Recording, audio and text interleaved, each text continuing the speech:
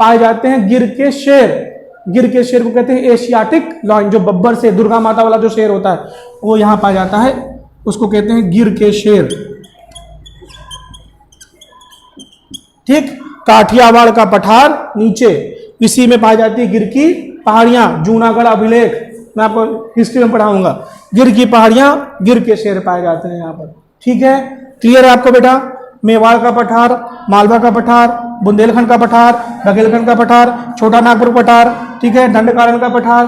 ठीक है, अब यहाँ पर देखो ये आता है, आपने बार बार पढ़ा होगा, इसे कहते हैं बेटा, ये जो पूरा पार्ट है इसे कहते हैं हम लोग वेस्टर्न घाट। क्या कहते हैं? वेस्टर्न घाट। घाट मतलब क्या होता है? स्लोप। क्या होता है? स्लोप। बताऊंगा इसके बारे में जब मैं इसको डिटेल में पढ़ाऊंगा। ये है वेस्टर्न घाट। ठीक है, ये है वेस्टर्न घाट। इसे कहते हैं बेटा, ये जो पार्ट है टोटल, इसे कहते हैं ईस्टर्न घाट। क्या कहते हैं? ईस्टर्न घाट। तो ये आपके हो गए, ये जो पार्ट दिख रहा है आपको, इसे कहते हैं बेटा वेस्टर्न घाट, यानी कि पश्चिमी तट। ठीक है, और ये आपका है पूर्वी तट। क्या बेटा? पूर्वी तट। पढ़ाऊंगा आपको तट का निर्माण कैसे होता है। जहां पर बड़ी नदियां अपना जल गिराएंगी वो तट चौड़े होंगे। तो देखो यही समझ लो, जो पूर्वी तट है ये चौड़ा है, पश्चिमी तट सकरा है, क्योंकि यहां पर बड़ी नदियां नहीं है, यहां पर बड़ी नदियां हैं। ठीक है, अब कौन सी नदियां हैं मैं सब पढ़ाऊंगा आपको, लगभग 22-24 नदियों को यहां पर हटवाऊंगा आपको। ठीक है, जिनसे प्रश्न पूछे जाते हैं, उनका उद्गम, उनका विस्तार, उन पर परियोजनाएं, ईच एंड एवरीथिंग बिल्कुल खोल के रख देंगे। ज्योग्राफी परेशान मत होइए, दिमाग में बैठ जाएगी आपके, इतना चीज समझते चलिए बस आप। ठीक है, अब बेटा ध्यान समझो, मैं भी तो पठार बता दिए, ये वेस्टर्न घाट हो गया, ये पश्चिमी तट हो गया बेटा। क्या हो गया? ये पश्चिमी तट हो गया। ठीक है, और ये क्या हो गया आपका? पूर्वी तट। मैं अभी आपको समझाऊंगा इनमें, देखो ध्यान से। अब इसके बाद बेटा आप पढ़ते होगे, एक आईपीएल की टीम है डेक्कन, क्या नाम है? डेक्कन चार्जर्स थी ना, नाम बदल गया क्या उसका? मैंने आईपीएल देखा नहीं बहुत दिन से, इतना याद था मुझे डेक्कन चार्जर्स कोई टीम है। तो देखिए दक्कन का पठार कहते हैं बेटा, ये दक्कन का पठार का क्षेत्र, ये पूरा, ये जो पूरा क्षेत्र आपको दिख रहा है ये है दक्कन का पठार। कौन सा पठार? ये दक्कन का पठार। उसके नीचे यहाँ पे ये कर्नाटक का पठार, फिर यहाँ पर आता है बेटा तमिलनाडु का पठार, इधर पे तेलंगाना का पठार और आंध्र प्रदेश का पठारी क्षेत्र। ठीक है, ये मैंने आपको समझाया ना कि जो प्रायद्वीपीय भारत है ये खुद कई सारे पठारों से मिलकर बना हुआ है। ये हो गया दक्कन का पठार, ये हो गया कर्नाटक का पठार जहां बाबा बुदन की पहाड़ी पड़ती है, शिमोगा पड़ता है। ठीक है, और आप वो पढ़ते हैं, क्या कहते हैं, अभी मूवी आई थी ना वो, जहां पर गोल्ड निकलता है, कोलार गोल्ड फैक्ट्री, केजीएफ, तो कोलार यहीं पड़ता है। मतलब सब कुछ आपको देखने को यही मिलेगा। ये सारी जगह है यहाँ, ये सारी जगह क्या बेटा? ये पठारी भूमि है। तो ये आपका वेस्टर्न घाट्स हो गया, या आपका क्या होगा बेटा? ईस्टर्न घाट, और ये पठार हो गए। फिर यहाँ पर बहुत सारी पर्वत पड़ते हैं, बहुत सारे पर्वत, मैं एक दिन पूरा पर्वत डिस्कस करूंगा, एक साथ पूरे पर्वत दिखाऊंगा। लेकिन एक मुख्य क्वेश्चन जो पूछा जाता है कि ऐसा कौन सा पर्वतमाला है जो वेस्टर्न घाट और ईस्टर्न घाट को मिलाता है। यहाँ पे पड़ती है बेटा एक पर्वतमाला, उसको कहते हैं, कौन सी पर्वतमाला बताइए? नीलगिरी। कौन सी बेटा? नीलगिरी। ठीक है, ये क्वेश्चन पूछा गया है हाल ही के पेपर में। ऐसी कौन सी पर्वत रेंज है या कौन सी रेंज है जो वेस्टर्न घाट्स को ईस्टर्न घाट से मिलाती है? उसका नाम क्या है? नीलगिरी। क्वेश्चन पूछ रहा हूं आप सभी से, नीलगिरी की सबसे ऊंची चोटी का नाम क्या है? दोदा बेटा। क्या नाम है? क्वेश्चन का आंसर ही बता दिया मैं तो, दोदा बेटा। ठीक है, दोदा बेटा की हाइट बता दीजिए, आप बता दिए 2695 है क्या? एक बार चेक कर लीजिएगा। ठीक है, वो भी बता दे रहा हूं आपको, इधर देखो ध्यान से। उसके बाद नीलगिरी के नीचे पड़ती है बेटा यहाँ पे अन्नामलाई की पहाड़ी। कौन सी पहाड़ी? अन्नामलाई की पहाड़ी। यह है अन्नामलाई की पहाड़ी। ठीक है, अन्नामलाई एक हिल स्टेशन पड़ता है बहुत अच्छा सा, कन्याकुमारी जाने से पहले, कोडई कनाल में अन्नामलाई की पहाड़ी पड़ती है। और अन्नामलाई की पहाड़ी की सबसे ऊंचे शिखर का नाम, ये इंपॉर्टेंट क्वेश्चन है, ये दक्षिण भारत का सबसे ऊंचा शिखर है। ठीक है, एक बार चेक कर लीजिएगा, अन्नामलाई की पहाड़ी के जो सबसे ऊंचा शिखर है इसका नाम है अनाईमुड़ी। क्या नाम बेटा? अनाईमुड़ी। अनाईमुड़ी। ठीक है, अनाईमुड़ी की हाइट बताइए मुझे कमेंट करके। ये दक्षिण भारत की या प्रायद्वीपीय भारत की? ये प्रायद्वीपीय भारत ले लो या दक्षिण भारत की सबसे ऊंची चोटी कौन सी है? अनाईमुड़ी। अनाईमुड़ी क्या हाइट है इसकी? अनाईमुड़ी की हाइट 8,843 नहीं बेटा, 2695, 2695 अनाई मुड़ी की है। दोदा बेटा का चेक कर लेना। 2637 फीट बता रहा है क्या वो? मीटर? हाँ छोड़ दो उसको, ठीक है, ध्यान देखना, ठीक है। मीटर देखो, मीटर, ठीक है। चलिए, अनाई मुड़ी दक्षिण भारत की सबसे ऊंची चोटी 2695 और दोदा बेटा कितना है? 2637, ठीक है। अभी आपसे पूछूंगा वेस्टर्न घाट की सबसे ऊंची चोटी कौन सी है, ईस्टर्न घाट की सबसे छोटी कलसूबाई कहाँ की है, ठीक है, सब पूछूंगा अभी आके। चलिए एक क्वेश्चन और पूछता हूं आपसे, उसके बाद दक्षिण भारत की सबसे दक्षिणतम चोटी कौन सी है? तो यहां पड़ती है बेटा एक कार्डमम हिल। कौन सी हिल? कार्डमम हिल, यह है कार्डमम हिल, ठीक। अब सुनो, प्रायद्वीपीय भारत में बेटा ये सब कुछ पढ़ना जो मैंने ड्रॉ कर दिया है यहां पर, ईच एंड एवरीथिंग, यह है प्रायद्वीपीय भारत, चौथा फिजिकल पार्ट। अब आता हूं मैं पांचवें फिजिकल पार्ट में, देखो ध्यान से, यह है बंगाल की खाड़ी वाला पानी, बंगाल की खाड़ी वाला पानी, इधर पे पड़ जाता है म्यांमार, किसकी सीमा पड़ जाएगी यहां पर? म्यांमार की सीमा पड़ जाएगी। म्यांमार वो क्षेत्र है जो 1935 के अधिनियम के पहले भारत का हिस्सा था, यानी कि ब्रिटिश इंडिया का हिस्सा था। जब 1935 के अधिनियम के द्वारा ब्रिटिश इंडिया से अलग कर दिया गया। और अब एक क्वेश्चन का आंसर मुझे बताइए कि म्यांमार का संविधान किसने बनाया? एक भारतीय ही थे जिन्होंने म्यांमार के संविधान का ड्राफ्ट बनाया था। म्यांमार के बाद बेटा यहाँ पे कोको द्वीप पड़ता है। कौन सा द्वीप पड़ता है बेटा? कोको द्वीप। क्या पड़ता है? जो कि किसका हिस्सा है? म्यांमार का। और उसके बाद पानी शुरू हो जाता है। क्या शुरू होता है? पानी, ठीक है। यहां समझिएगा, मेरी बात ध्यान समझिएगा, बहुत इंपॉर्टेंट चीज बता रहा हूं आपको।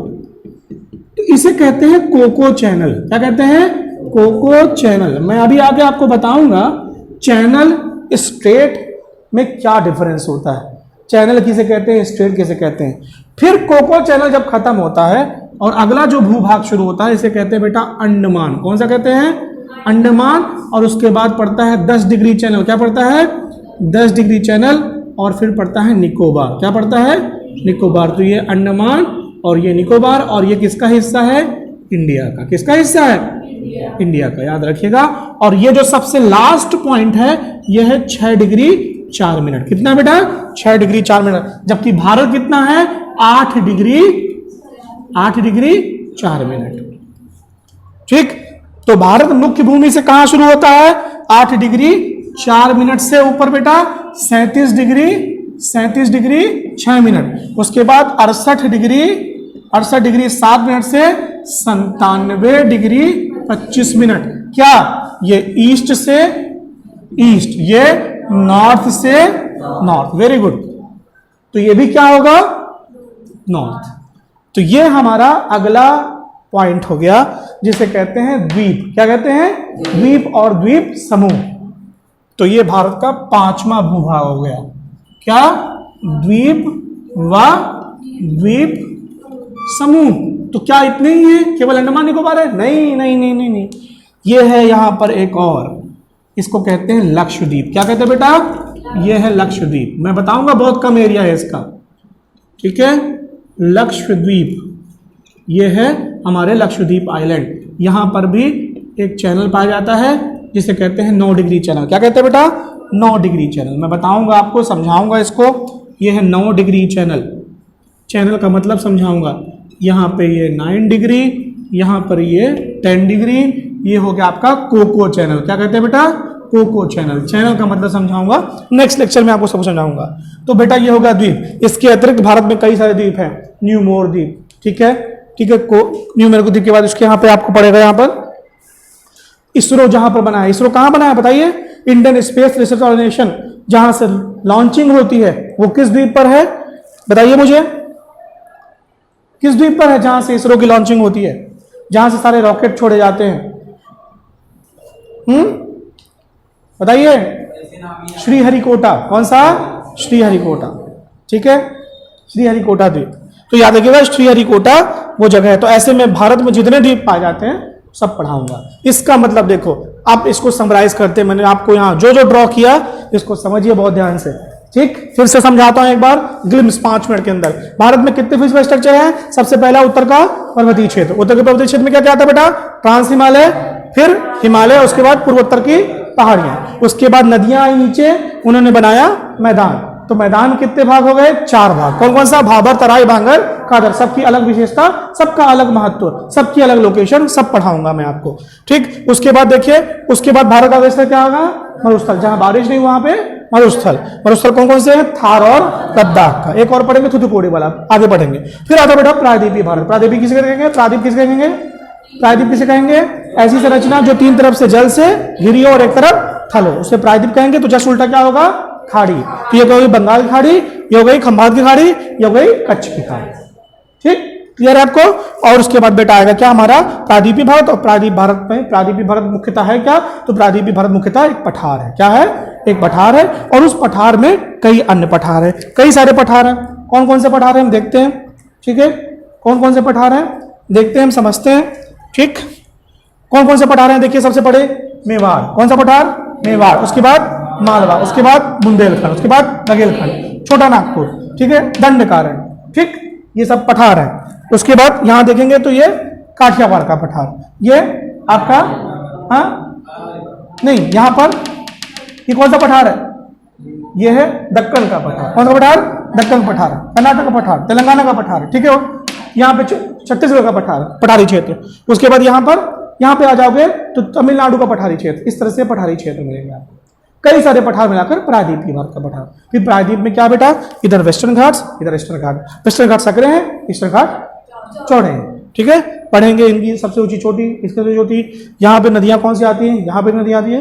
इस तरह से भारत में बहुत कुछ पढ़ेंगे हम लोग। ठीक, अब मेरी बात ध्यान सुनो, ये केवल भारत के भूगोल का पहला पार्ट है, जिसे कहते हैं भौतिक भूगोल। क्या कहते हैं? भौतिक भूगोल। इसके अतिरिक्त क्या होगा? उसके बाद आएगा बेटा नदी तंत्र। क्या आएगा? नदी तंत्र। नदी तंत्र के बाद आएगा जलवायु। क्या आएगा? जलवायु। जलवायु के बाद क्या आएगा? कृषि। कृषि के बाद आएगा खनिज। खनिज के बाद आएगा उद्योग। उद्योग के बाद आएगा यातायात, फिर शिक्षा, फिर 2011 के आंकड़े। ये सब कुछ मैं आने वाले लेक्चर्स में आपको पढ़ाने वाला हूँ। तो अगर मुझे आपको ये समझ में आ रहा है, मुझे अच्छा लग रहा है कि अगर आप इसको अच्छे से एडमायर करेंगे और मेरा एक्सप्लेनेशन समझ में आ रहा है, कुछ क्वेश्चन पूछना चाहते हैं तो प्लीज़ पूछिए। ठीक है, और आई होप आप लोग इसको शेयर करेंगे। ठीक है, मैं शेयर इसलिए करने कह रहा हूँ कि अगर आपको ठीक लगता है, अच्छा लगता है, ये प्रयास में को जारी रखना चाहिए, तो प्लीज़ शेयर इट। ठीक है, कल इसके आगे बढ़ते हैं और कल मैं पहले इन पार्ट्स को डिस्कस करूंगा, उसके बाद दूसरे पॉइंट पे आऊँगा। ठीक है, till then goodbye, thank you.